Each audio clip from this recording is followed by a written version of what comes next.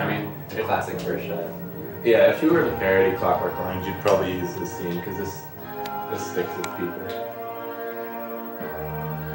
And here you go, a minute into it, and there still isn't any dialogue.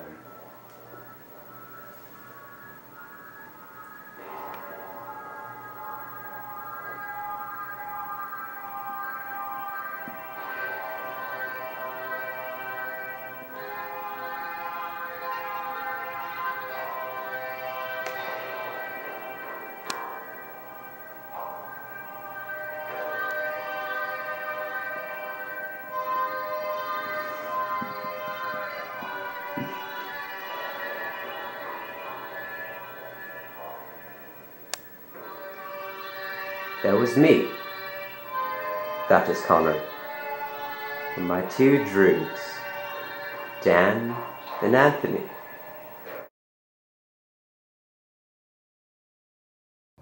A Clockwork Orange is the 1971 science fiction film adaptation of the 1962 novel of the same name by author Anthony Burgess.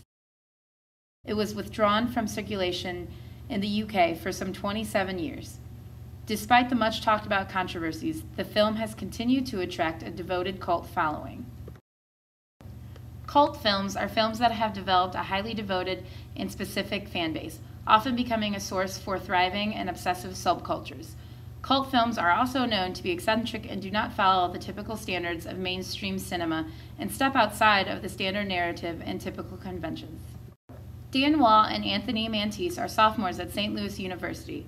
They both are fans of the darkly satirical cult classic A Clockwork Orange. They have been fans of the movie for a few years and often spend hours together watching the movie, discussing its themes, and they have even gone to comic conventions dressed as the main characters of the film, the Droogies. They are also just so devoted to the movie that they even have been known to reenact scenes. Just like, it'd be late at night, maybe driving home. I think it was Halloween. Halloween too. We've done it a couple times, I think. Just like start blaring classical music and just like this, screaming these exact lines. We were able to talk to Anthony and Dan about their experiences with the film and their opinions about the controversial subject matter.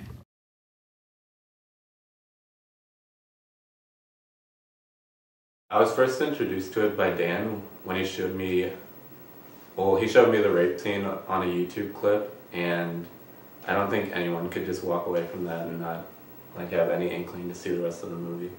You know, like you see a car crash and you keep looking. Yeah. Clockwork Orange is enough of a, cult hit that it was, you could get away with dressing up as a non-comic thing to a comic convention. So. Right. We had like 50 people ask for a picture. Yeah. There was this one girl who asked to have a photo of her taken where we're like about to like beat her up. Yeah.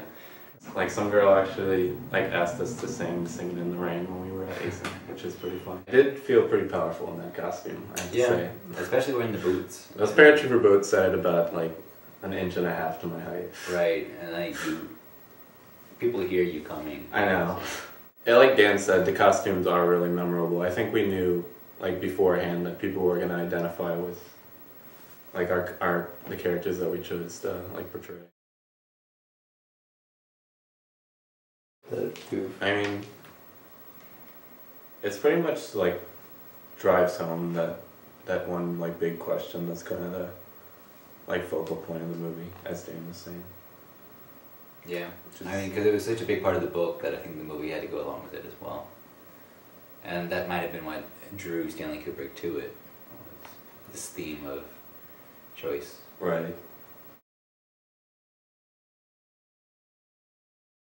Like, I don't think the movie was trying to say everything is meaningless, so why even go on, I think it's saying there actually is a choice and a hope there, but you shouldn't just give up and put it off on government to make people's choices, that you need to decide it for yourself. I mean, there's a reason Alex is like called an anti-hero. It's because you're not supposed to like follow in his footsteps. Sounds like you didn't I've always watch thought the movie. I mean, if he's got a problem with the violence, then He's always been like sort of a family film critic. I thought he's pretty straight shooter, but I mean, then he says the movie was boring, but then he says it was overly violent, and so it's like it's kind of hard to lose concentration when someone's getting raped on the screen. Mm-hmm. I mean, people toss around the word like gratuitous violence a lot.